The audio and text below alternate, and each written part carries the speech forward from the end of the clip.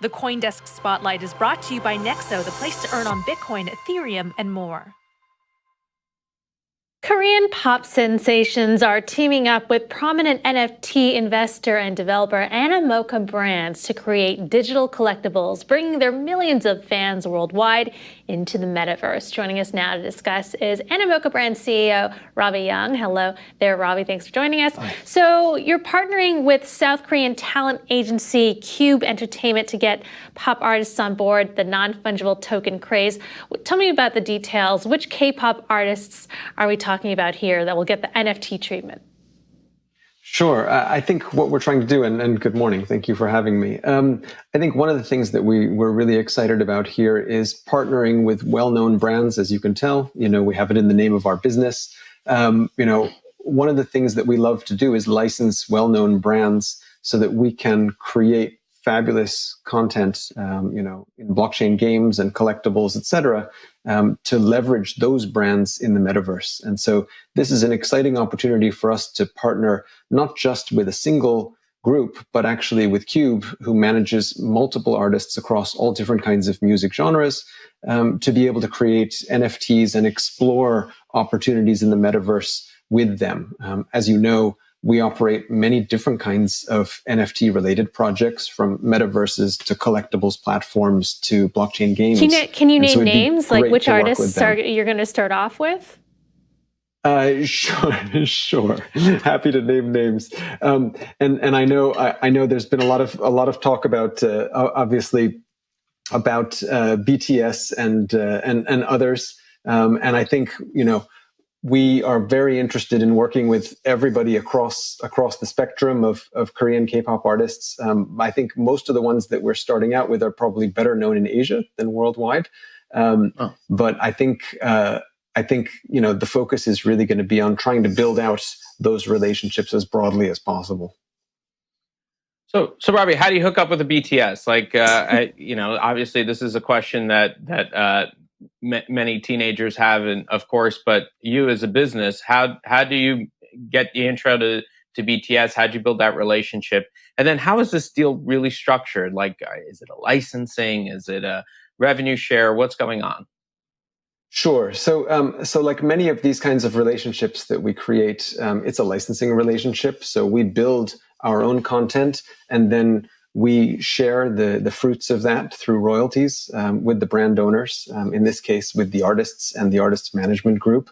And I think the focus here is on really trying to help them navigate this new metaverse environment and build, some really exciting experiences together that will allow them to dip their toe in the water in a very new technology, but also help us to build exciting products on the back of that. Hi, Robby. This is really interesting. So my experience with the metaverse is that a lot of it is frankly not ready for prime time. There's still a lot of technological glitches. It's not very comfortable. It's not very smooth. So, the stuff that you're talking about, how much of it is actually really happening right now, and how much of it is more this is the future potential? And for the stuff that's actually happening right now, how are people accessing it? What tools are they using it? And how is their user experience? Because I feel like a lot of this conversation about the metaverse is still a little bit in the future, right? I mean, it's not actually that easy to use. Yes. Well, I think the first caveat is, of course, it's very early days. I mean, the blockchain and NFT, blockchain gaming and NFT world has only been around for about 4 years, really, give or take. And so most metaverse projects like the Sandbox or Decentraland, et cetera, have only been around for a relatively short time. These are early projects, and I think they've shown a tremendous amount of promise and community. The Sandbox being one of our metaverse projects, recently announced a fundraise a couple of weeks ago, which I think shows that there's a tremendous amount of interest in this sector. I think one of the things that we tried to do in order to make it as accessible as possible is really focus on building community. So for the last 3 years, we've actually had a creators fund where we've been seeding the community and encouraging them and incentivizing them to build really cool content for the metaverse. Because I think the important thing is that it's as accessible as possible. As you said, the tools can be very complex. So what we did was we created the Sandbox actually in a pixelated art style where we created editing tools and things like that you can drag and drop, and it's relatively straightforward even for the novice user to be able to create cool stuff. Because we saw what happened with this explosion of content in places like Minecraft and Roblox. And when you keep the tools simple enough to be accessible across a mass audience, then I think you'll see adoption, skyrocket. I think there are incredible potentials for things like, full 3D, VR, metaverses. But the problem with those kind of platforms is it requires a very, very sophisticated level of development. And those types of human resources aren't widely available. And I think that is one thing that limits the ability for those technologies to grow quickly.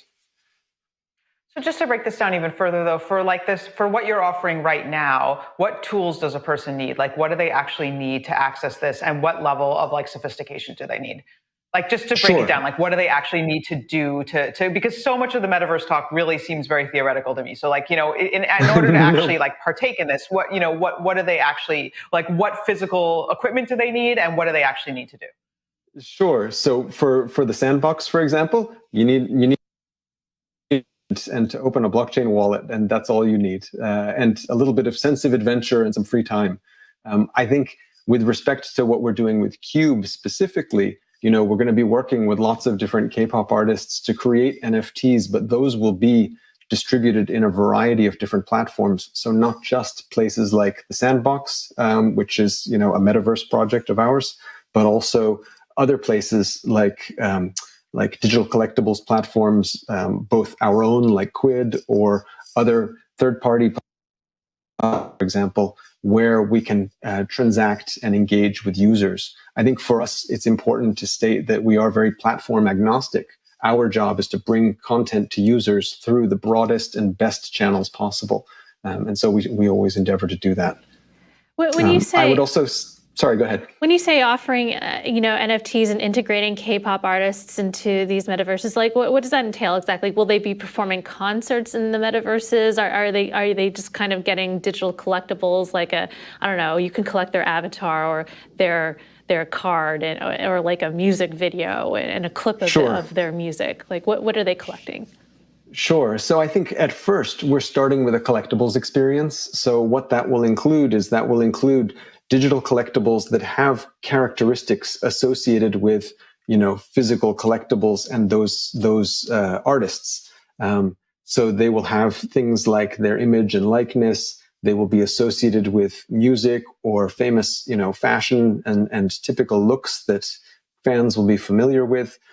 So they bridge, I guess, different collecting universes, from collectible figurines to video to trading cards. And we try to appeal to all those sensibilities in creating unique classes of collectibles, because now, obviously, with the blockchain, we're able to do that, but do that at different, sets of tiers of rarity and limited edition, and really create compelling experiences for different collectors at many different price points.